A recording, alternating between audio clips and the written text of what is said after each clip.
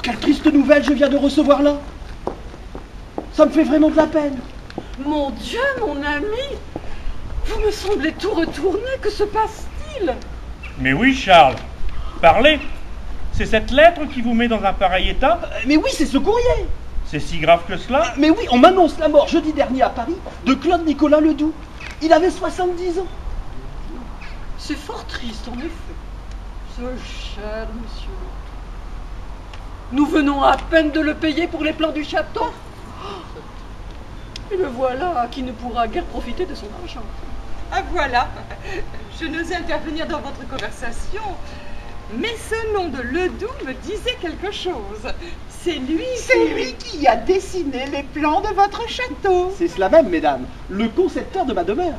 C'est lui, Claude Nicolas Ledoux, qui lui a donné cette âme, cette nature, ce caractère. Mais dites-moi, Charles, vous ne le connaissiez pas particulièrement, ce monsieur Ledoux? Non, non, c'est vrai, je ne l'avais jamais vu. Mais mon mari a raison.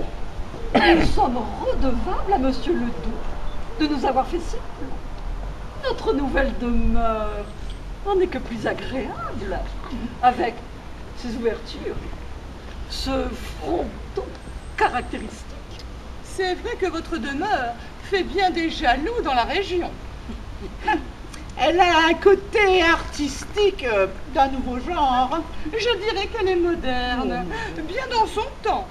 Parlons-en des temps modernes. Ils en ont fichu une belle pagaille, ces maudits révolutionnaires. En 1775, j'ai été élu maire de Guînes.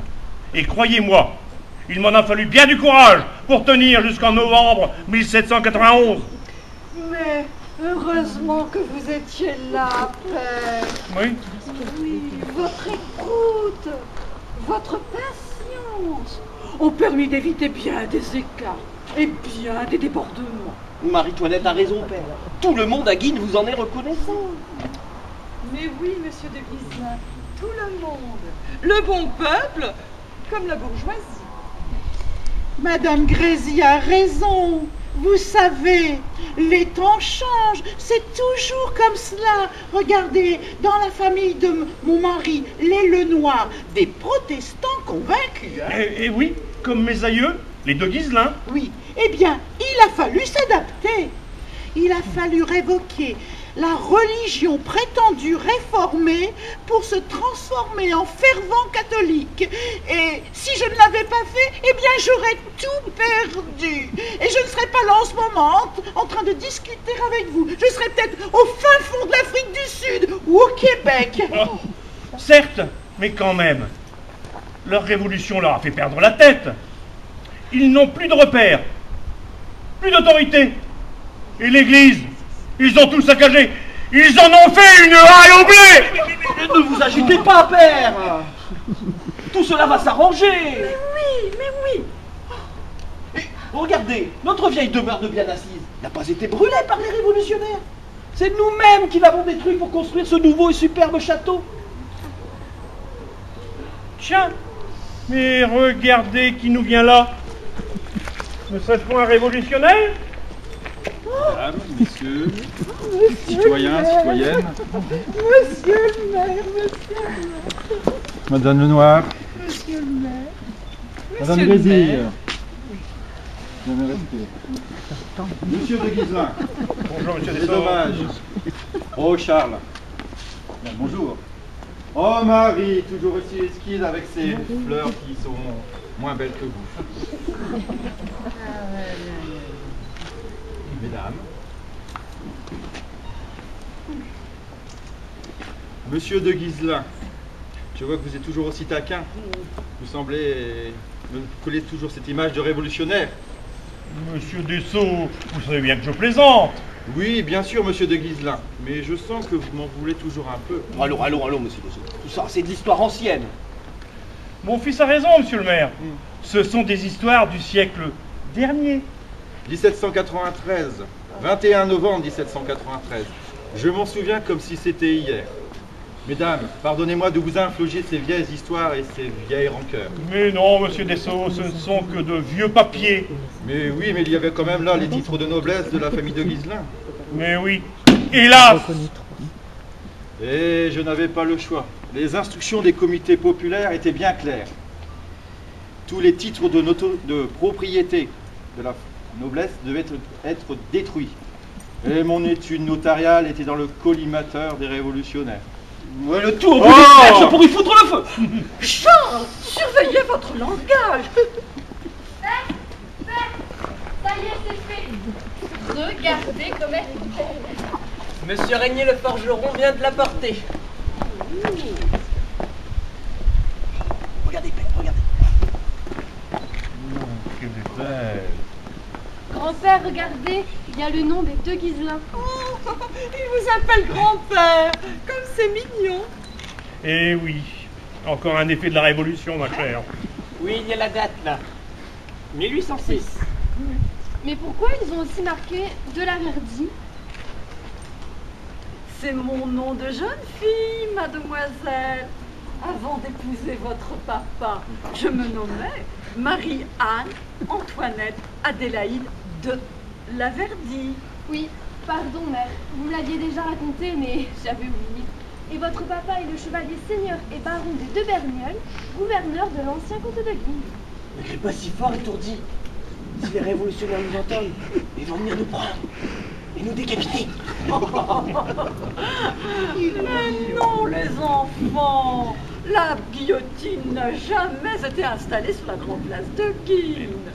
Alors je peux raconter maman qui a construit le premier château de Vienne-Assise. Mais oui, mon garçon, ta mère a raison. Les Guinois ont du caractère, ce sont des chahuteurs, mais ce ne sont pas des assassins. On est en train de leur faire une réputation. Mais oui, tu peux parler sans crainte. Il n'y a pas de danger. Et moi, je sais aussi, grand-père me l'a raconté. Tout commence en 1558 quand le duc de Guise reprend la ville aux Anglais. Antoine Giacomelli commandait les troupes piémontaises de l'armée du duc de Guise. On francisa son nom pour qu'il devienne Antoine de Jacomel, à qui on confia le poste de juge général en la justice de Calais, Terdois, comte de Guines, Et les honneurs qui n'allaient pas sans quelque largesse matérielle, on lui donna... Les terres de Vienne-Assise. Voilà. Mais c'est très bien, les enfants. Autant Adélaïde qu'Auguste.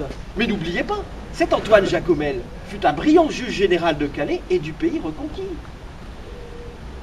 Si Bidosso, cet imbécile de gouverneur de la ville de Calais, l'avait écouté, les Espagnols ne se seraient pas emparés de Calais et par conséquent de Guines. Et cet Antoine Jacomel fut fait prisonnier, taxé à une rançon de 2000 écus. Et il en est mort de chagrin, le pauvre. Tout cela est vraiment passionnant. Eh oui, l'histoire du pays reconquis se confond avec l'histoire de la Vienne-Assise. À ce propos, Monsieur Grésy, mon notaire de mari, dont vous connaissez tous la passion pour l'histoire et la généalogie, m'a remis quelques documents qui attestent que les Jacomel se sont fait appeler Jacomel de Vienne-Assise. Attention au papier, Madame Grésy. Une étincelle est... Ouf, Monsieur Dess, je ne vous permets pas, rendez-moi ça. Je plaisante. Oh. Je plaisante. Oubliez. Fort intéressant le document de Madame Grésy. En 1681, un autre Antoine de Jacomel épouse Catherine de Cancer, dont il a 2 enfants. Sa fille Catherine épouse en 1715 Louis-Marie de Ghiselin, seigneur d'Arnec et des Barreaux, originaire de Réty. Et c'est comme ça que nous sommes devenus Ghiselin de Vienne-Assise. Et voilà. Encore des histoires à raconter. Allez, viens, nous on s'en va. Hein. Attendez les enfants, je vais vous faire part de l'objet de ma visite. Allez-y, je vous en prie, monsieur Dessau. Voilà, c'est vous que je venais voir, Marie-Antoinette. Je voudrais que vous soyez présente à la pose de la première pierre de notre hôtel de ville. C'est trop d'honneur, monsieur le maire. C'est normal, vous faites tout pour les pauvres de cette ville. Pas nous. Alors vous acceptez, je peux compter sur vous? Bien sûr, monsieur Dessau. Merci. Et bien voilà, monsieur le maire, ma chère épouse, voilà une discussion qui n'a pas fait long feu. Bon, en attendant, tout cela nous éloigne de la mort de ce cher Nicolas Ledoux. C'est vrai, Charles. vous avez raison. Et c'est très bien d'avoir une pensée pour Monsieur Ledoux. C'était un architecte de renom. Et il était de son temps. Les désandrouins d'Ardingan qui nous l'ont fait connaître nous ont raconté qu'il avait imaginé la construction de toute une ville. Oui, à Arquessonant en Franche-Comté, autour d'une exploitation de sel. Ces bâtiments étaient ordonnés suivant les ellipses concentriques. Mais le Doux ne put achever que l'ellipse centrale. Il avait imaginé la construction de cet ensemble à partir des maisons d'habitation, des commerces, de l'école, de l'église, du théâtre, de l'hospice et même d'un édifice à représentation phallique dont je vous laisse deviner la destination. Oh, chat, les enfants!